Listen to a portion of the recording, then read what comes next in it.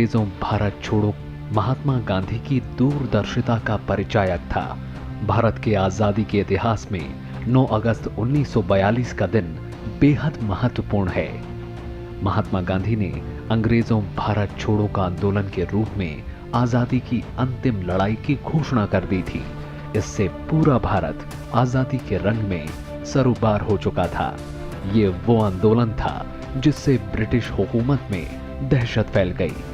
देश के स्वतंत्रता आंदोलन में 9 अगस्त ने ऐसी अव्यवस्था पैदा की जिसकी कल्पना अंग्रेजों ने भी नहीं की थी। पूरे भारत में ये आंदोलन इतनी तेजी से फैला कि अब अंग्रेजों के लिए भारत में रहना दूभर हो गया। भारत अपनी आजादी की लड़ाई के आखिरी पड़ाव पर पहुंच गया। इसी का नतीजा था कि महज 5 साल बाद ही अंग्रेजों को भारत छोड़ने को मजबूर होना पड़ा। दरअसल महात्मा गांधी की दूरदर्शिता ने ही आजादी की लड़ाई को जन आंदोलन बना दिया। गांधी जी के सामने अंग्रेज लोग अखबार ला के रख देते थे और उन अखबारों में घटना होती थी कि जनता हिंसक हो गई, जनता ने पुलिस स्टेशन पे हमला कर दिया, पुल को तोड़ दिया, ये कर दिया, इस उम्मीद में कि जब गांधी जी वो अहिंसा के पुजारी हैं, वो अहिंसात्मक आंदोलन चाहते हैं, जब गांधी जी ये देखेंगे कि उन्हीं का चलाया हुआ आंदोलन हिंसक हो गया है तो शायद गांधी उसकी निंदा करेंगे और लोगों के सामने ये आह्वान देंगे कि वो ये सब ना करें। लेकिन गांधी जी ने ऐसा कुछ नहीं किया। गांधी ने उस हिंसा को की निंदा भी नहीं की, उसको बंद भी नहीं किया। उन्होंने कहा कि मैं अहिंसा का पुजारी हूं, लेकिन ये जो जनता हिंसा कर रही है, ये ब्रिटिश सरकार ने जो हिंसा हम लोगों के साथ की है, इसकी प्रतिक्रिया में है। सो बहुत बड़ी हिंसा की प्रतिक्रिया में है। जब तक ब्रिटिश सरकार अपनी हिंसा बंद नहीं करेगी, तब तक जनता अपनी हिंसा कैसे बंद कर सकती है।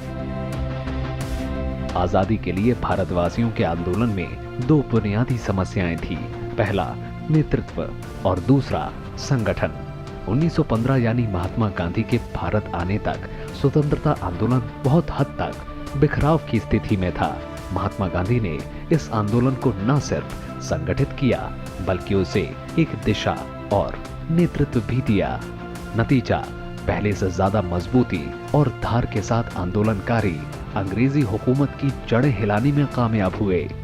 महात्मा गांधी जब भारत पहुंचे तब कांग्रेस संगठनात्मक तौर पर धीरे धीरे लोगों के बीच में बैठ बना चुकी थी।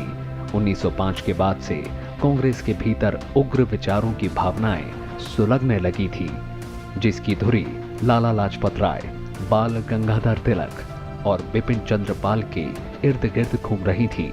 महात्मा गांधी ने कांग्रेस का एक और स्वरूप देखा जिसमें कांग्रेस सिर्फ संभ्रांत शहरी भारतीयों के एक क्लब के तौर पर दिखती थी, जिसका छोटे शहरों और गांवों में आम आदमी के साथ जुड़ाव ना के बराबर था। गांधी ने कांग्रेस की इस सीमित पहुंच को देशव्यापी बना दिया। आजादी की लड़ाई को जन आंदोलन बनाने के लिए गांधी जी ने देश के मिजाज को समझने की कोशिश की। उन्होंने पूरे देश का दौरा किया और किसानों के कुछ स्थानीय मुद्दे में शामिल होना शुरू कर दिया। अंग्रेजों के जुल्मों से उनका पहला टकराव हुआ 1917 में चंपारण में। यहां अंग्रेजों की 3 कठिया व्यवस्था से नीलाहे किसान कराह रहे थे। अंग्रेजों को गांधी के आगे झुकना पड़ा और इस तरह चंपारण ही दरअसल गांधी के सत्याग्रह की पहली प्रयोगशाला बनी। इसके बाद 1918 का खेड़ा मजदूर आंदोलन और उसी साल अहमदाबाद के मिल मजदूर आंदोलन ने महात्मा गांधी को आम लोगों के बीच मसीहा बना दिया। महात्मा गांधी लोगों के बीच इतने प्रिय हो गए कि उनकी झलक पाने लोग मीलों पैदल चल कर आते। 1921 तक महात्मा गांधी ने एक तरह से कांग्रेस की कमान हाथ में ले ली। उन्होंने तुरंत कांग्रेस सदस्यता को समावेशी बनाया ताकि ज्यादा से ज्यादा आम लोग कांग्रेस में जुड़ सकें। इस तरह उन्होंने एक देशव्यापी असहयोग जन आंदोलन शुरू कर दिया। गांधी जेल में थे, 3 साल तक जेल में रहे, 2.5 साल तक। 1944 में उनको छोड़ा गया। उनकी तबीयत भी काफी खराब हो गई थी। तो गांधी की एक मुख्य गतिविधि यही रही कि उन्होंने इस हिंसा की निंदा करने से उन्होंने इससे इनकार कर दिया और उन्होंने कहा कि ये तो हिंसा ब्रिटिश सरकार की है जिसके जवाब में भारतीय जनता हिंसा कर रही है। पहले काफी आंदोलन हुए थे, जैसे चौरी चौरा का एक आंदोलन हुआ था, तो उसमें हिंसा हुई और गांधी जी ने उस हिंसा की निंदा की और पूरा का पूरा आंदोलन वापस ले लिया। तो ब्रिटिश कुछ उम्मीद कर रहे थे कि इस बार भी शायद गांधी जी यही कहें, लेकिन गांधी जी उनकी इस चाल में नहीं आए। उन्होंने अखबार पढ़े लेकिन हिंसा की निंदा करने से इनकार कर दिया। हालांकि 1922 में चौरी चौरा हादसे के बाद असहयोग आंदोलन बंद कर दिया गया। गांधी जी जेल चले गए।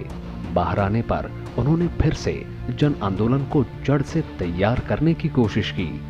इस दौरान उन्होंने खादी आंदोलन शुरू करने और अस्पृश्यता से छुटकारा पाने और सांप्रदायिक सद्भाव को बढ़ावा देने पर जोर दिया।